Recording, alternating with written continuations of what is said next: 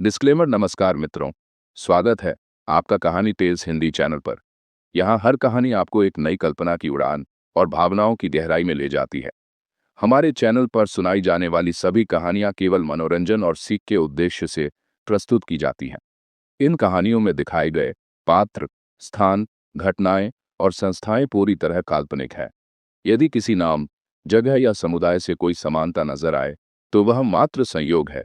हमारा उद्देश्य किसी भी व्यक्ति, समाज, धर्म, आस्था या समुदाय की भावनाओं को ठेस पहुंचाना नहीं है। रात काली थी और बादलों से घिरी हुई। हवा में नमी थी और गली मोहल्लों में फैली शांति असामान्य लग रही थी। अनन्या अपने कमरे में बैठी थी। इसके सामने टेबल पर वही शतरंज का मोहरा रखा था। वह मोहरा अब सिर्फ लकड़ी का टुकड़ा नहीं रहा था, ये उसकी जिंदगी का प्रतीक बन चुका था। हर बार जब वह उसे देखती, उसे लगता मानो वजीर उसी मोहरे के जरिए उसकी सांसें नियंत्रित कर रहा हो। राघव पूरे दिन उससे संपर्क में नहीं था। सुबह उसने सिर्फ इतना कहा था, आज तुम्हें एक काम अकेले करना होगा। ये टेस्ट है, अगर तुम जीत गई तो अगला कदम हमारे लिए आसान होगा। अनन्या ने कांपते दिल से हामी भरी थी, लेकिन भीतर एक डर था। अकेले? क्या वह वाकई तैयार थी? रात के करीब 9 बजे उसका फोन बजा। स्क्रीन पर कोई नाम नहीं, सिर्फ प्राइवेट नंबर। उसने धीरे से कॉल उठाया। दूसरी तरफ वही ठंडी रहस्यमयी आवाज गूंजी। ओ, आज तुम अकेली हो? देखना चाहता हूं कि क्या तुम सचमुच खिलाड़ी हो या अब भी सिर्फ मोहरा। अनन्या की सांसें तेज हो गई। तुम क्या चाहते हो? उसने कांपती आवाज में पूछा। वजीर की हंसी आई। बस एक चाल, अगर सही चली तो एक जान बच जाएगी, अगर गलत चली तो वही जान हमेशा के लिए खत्म। कॉल कट गया। अनन्या के हाथ पसीने से भीग चुके थे। अचानक दरवाजे के नीचे से एक लिफाफा सरकाया गया। उसने डरते डरते लिफाफा उठाया। अंदर से एक छोटा नक्शा और नोट निकला। 1 घंटा और जिंदगी मौत का खेल। लोकेशन पुराना रेलवे यार्ड। अनन्या का दिल तेजी से धड़क रहा था। उसने मोबाइल उठाया, राघव को कॉल करने की कोशिश की, लेकिन नेटवर्क बंद था। ऐसा लगा मानो वजीर ने जानबूझकर उसे अकेला कर दिया हो। उसने गहरी सांस ली और खुद से कहा, अगर मैं डरकर पीछे हट गई तो वजीर जीत जाएगा। मुझे जाना ही होगा। बैग उठाकर वह हॉस्टल से निकली और ऑटो पकड़कर पुराने रेलवे यार्ड की ओर चल दी। रेलवे यार्ड सुनसान था। जर्जर गाड़ियों के ढांचे और टूटी पटरियां अंधेरे में भूतिया लग रही थी। हवा में जंग और मिट्टी की गंध थी। अनन्या का हर कदम भारी था। उसके कानों में सिर्फ अपनी धड़कन की आवाज गूंज रही थी। अचानक उसने दूर से हल्की रोशनी देखी, जैसे किसी ने टॉर्च जलाई हो। वह धीरे धीरे उस दिशा में बढ़ी। वहां पहुंचकर उसने देखा, एक आदमी जंजीरों से बंधा हुआ पड़ा था। उसकी आंखों में डर था और मुंह पर पट्टी। आदमी करा रहा था। अनन्या का दिल जोर से धड़का। तभी पीछे से वही आवाज गूंजी, पर इस बार पास से। तुम्हारे सामने पहला मिशन है अनन्या। इस आदमी की जान तुम्हारे हाथ में है, लेकिन याद रखो, हर चाबी सही दरवाजा नहीं खोलती। तुम्हारे पास सिर्फ एक मौका है। अंधेरे से एक डिब्बा सरकाया गया। उसमें 3 चाबियां रखी थी। अनन्या की सांसें रुक सी गई। अगर उसने गलत चाबी चुनी तो शायद आदमी मर जाएगा। उसकी आंखों में आंसू आ गए, लेकिन उसने खुद को संभाला। उसने गहरी सांस लेकर कहा, सोचो अनन्या, वजीर चाहता है कि तुम घबराओ, लेकिन तुम्हें उसे हराना है। उसने चारों ओर नजर दौड़ाई। लोहे की जंजीरों पर हल्की खुरचाई थी और पास ही दीवार पर पेन से लिखा एक नंबर 3। अनन्या की आंखें चमक उठी। संकेत, ये वही संकेत है जो वजीर हमेशा छोड़ता है। उसने तीसरी चाबी उठाई और कांपते हाथों से ताले में लगाई। अक आवाज आई और ताला खुल गया। आदमी जोर से सांस लेने लगा। उसकी आंखों से आंसू बह निकले। अनन्या के चेहरे पर हल्की मुस्कान आई। उसने सही चाल चली थी। लेकिन तभी ऊपर से लाउडस्पीकर पर वजीर की आवाज गूंजी, शाबाश अनन्या, पहली बार अकेले जीत गई। लेकिन याद रखो, ये तो बस वार्म अप था। असली खेल अब शुरू होगा। अचानक चारों ओर रोशनी बुझ गई। अंधेरा छा गया और उसी पल एक धमाका हुआ। पास खड़ी टूटी ट्रेन की बोगी आग की लपटों में घिर गई। आदमी डर के मारे चिल्लाने लगा। अनन्या ने उसका हाथ पकड़ा और उसे खींचकर बाहर की ओर दौड़ी। दोनों जान बचाकर भागते रहे, जब तक कि यार्ड की सीमा पार नहीं हो गई। सांस फूल चुकी थी, लेकिन अनन्या के चेहरे पर अब डर नहीं था। वो जान चुकी थी कि वजीर उसे सिर्फ मौत से नहीं, बल्कि जिंदगी बचाने के फैसलों से भी परख रहा है। रात को जब वो हॉस्टल लौटी, राघव दरवाजे पर उसका इंतजार कर रहा था। उसकी आंखों में चिंता थी। तुम ठीक हो? अनन्या ने हाफते हुए सिर हिलाया। हाँ, मैंने कर दिखाया। लेकिन भारी हो गई। वजीर ने कहा, असली खेल अब शुरू होगा। राघव ने गंभीर स्वर में कहा, और यही सच है। आज तुमने पहला मिशन अकेले पार किया। अब वजीर तुम्हें असली खिलाड़ी मान चुका है। अब वो और खतरनाक होगा। अनन्या ने खिड़की से बाहर देखा। शहर की रोशनी दूर से झिलमिला रही थी, लेकिन उसके दिल में एक बात साफ थी, अब ये खेल सिर्फ उसका नहीं, उसकी पूरी जिंदगी का हिस्सा है। उसने मोहरे को कसकर पकड़ा और फुसफुसाई, मैं अब मोहरा नहीं, खिलाड़ी हूं, और वजीर, मैं तुम्हें हराकर ही। सुबह का समय था, लेकिन शहर पर छाई धुंध और लोगों के चेहरों पर पसरा डर इसे किसी अंधेरी रात जैसा बना रहा था। पिछले दिन का रेलवे यार्ड हादसा अब खबरों में फैल चुका था। टीवी स्क्रीन पर चमकती हेडलाइंस थी, रेलवे यार्ड में रहस्यमयी धमाका, अज्ञात व्यक्ति ने युवती की जान बचाई। अनन्या खिड़की के पास बैठी ये खबरें सुन रही थी।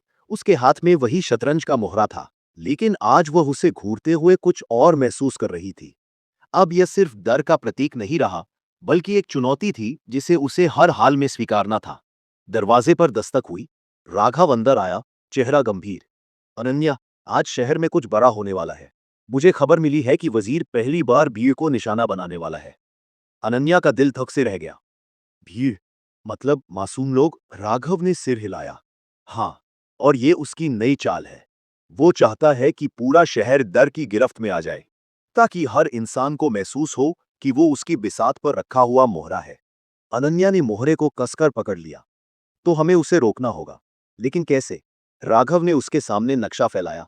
यहां देखो, आज शहर के 3 बड़े इलाकों में मेलों और बाजारों का आयोजन है। पुलिस एक जगह पर निगरानी रखेगी, लेकिन वजीर हमेशा वहां हमला करता है जहां किसी ने सोचा भी न हो। हमें उसका पैटर्न पकड़ना होगा। अनन्या ने नक्शे को ध्यान से देखा। अचानक उसकी नजर एक जगह पर अटक गई, सेंट्रल लाइब्रेरी। राघव ने भौहें चढ़ाई। लाइब्रेरी? लेकिन वहां तो आज कोई बड़ा इवेंट नहीं है। अनन्या ने धीरे कहा, यही तो उसकी चाल है।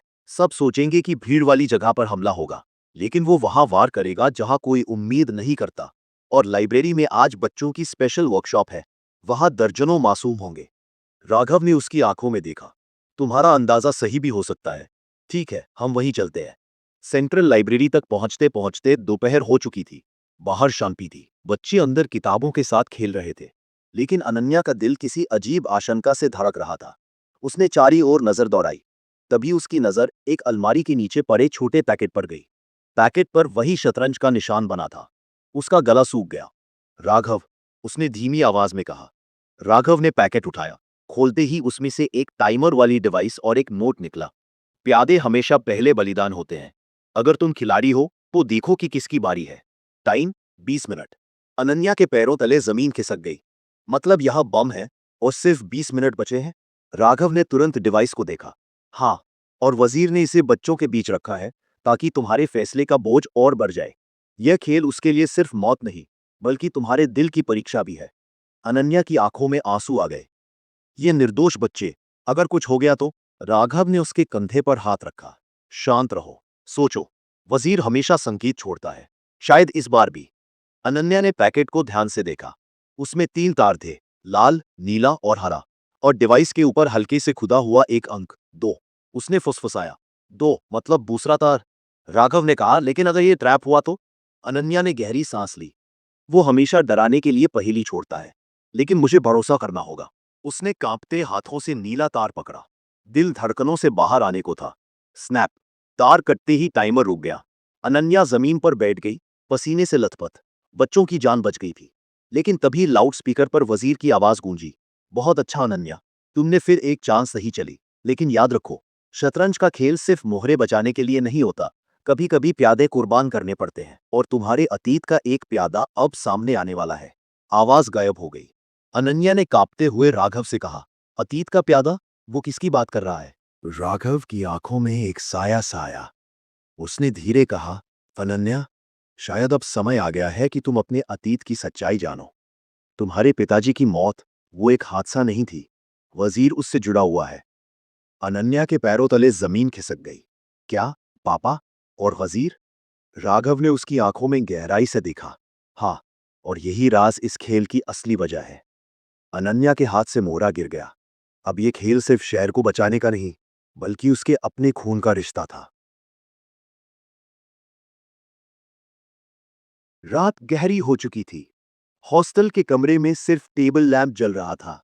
उसकी रोशनी में अनन्या की आंखें लाल हो रही थी, रोने से नहीं, बल्कि जागते रहने और सवालों के बोझ से।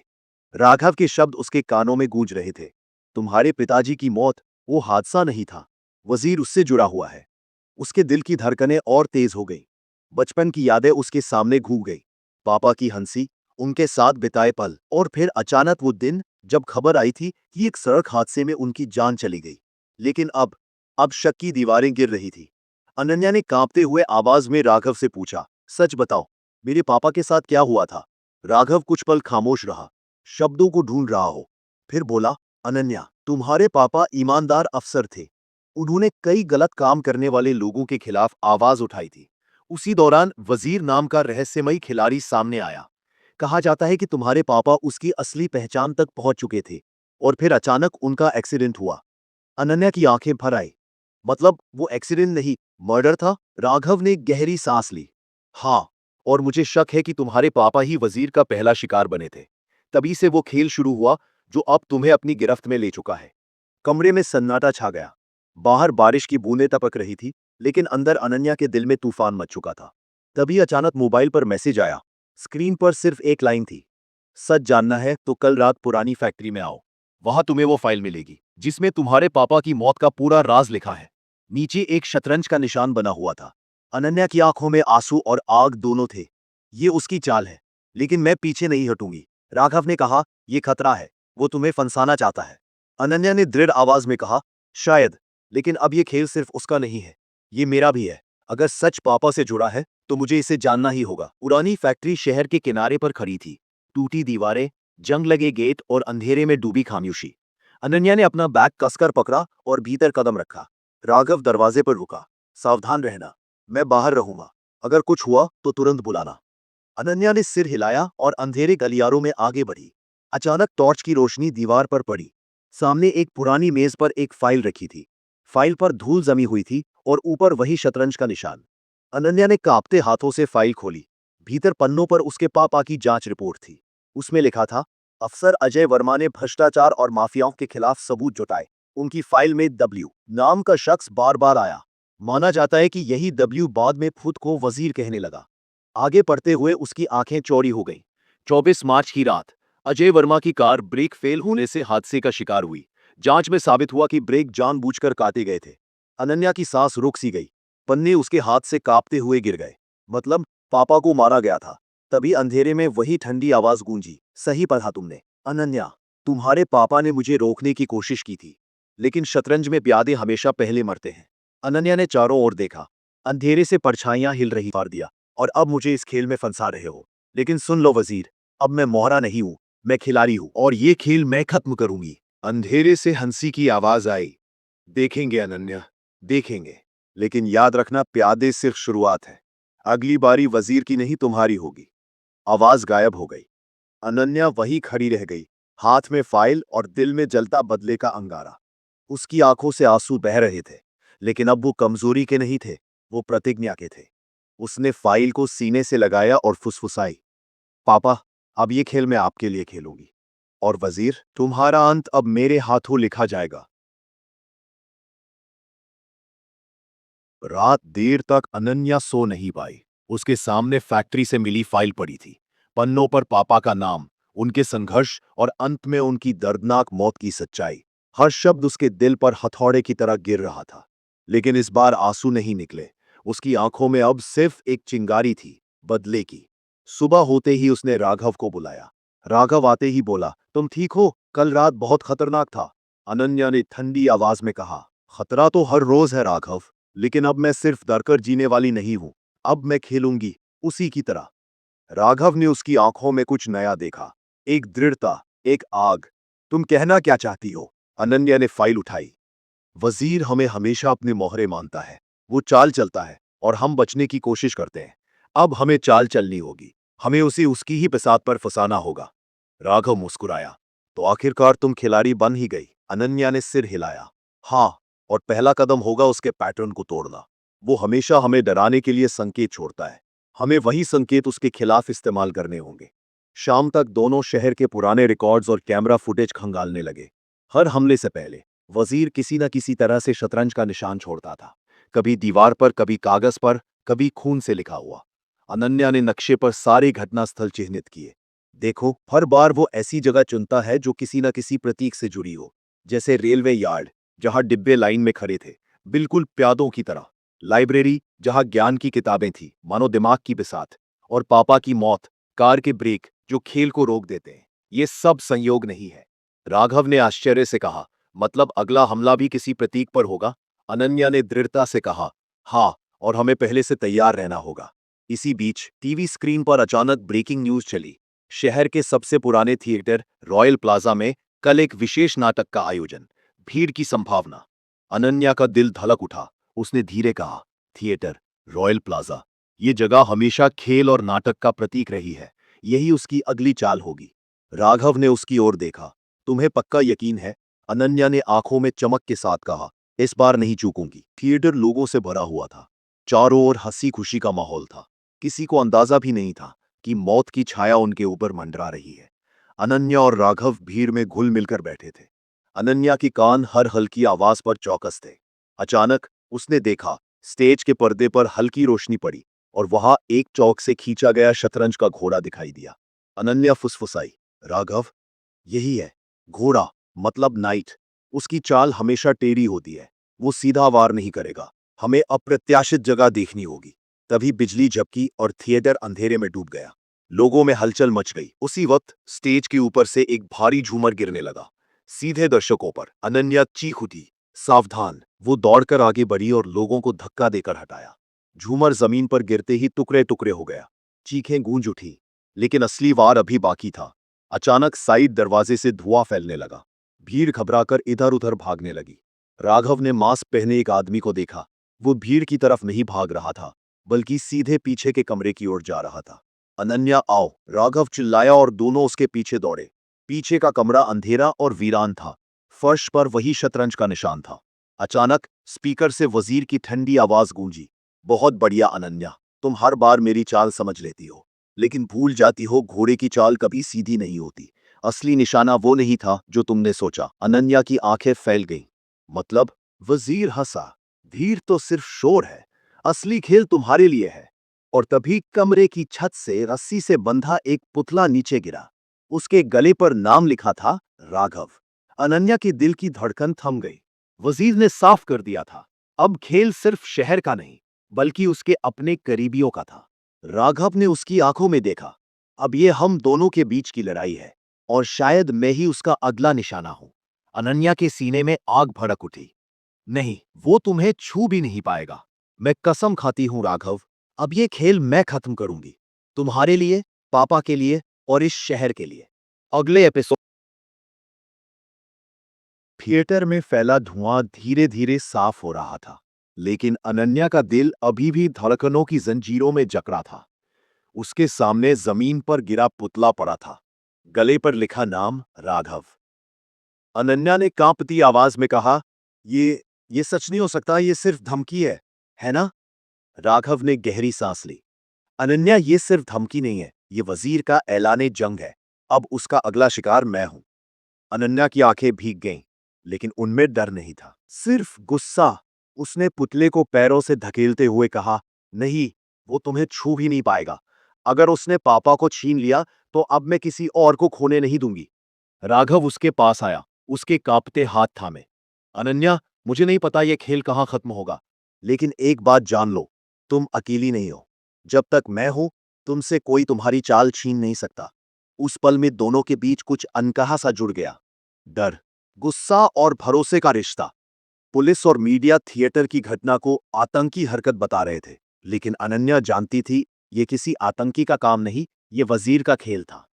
वो फाइल के पन्ने बार बार देख रही थी। तभी एक फोटो पर उसकी नजर अटक गई। फोटो में उसके पापा कुछ लोगों के साथ खड़े थे।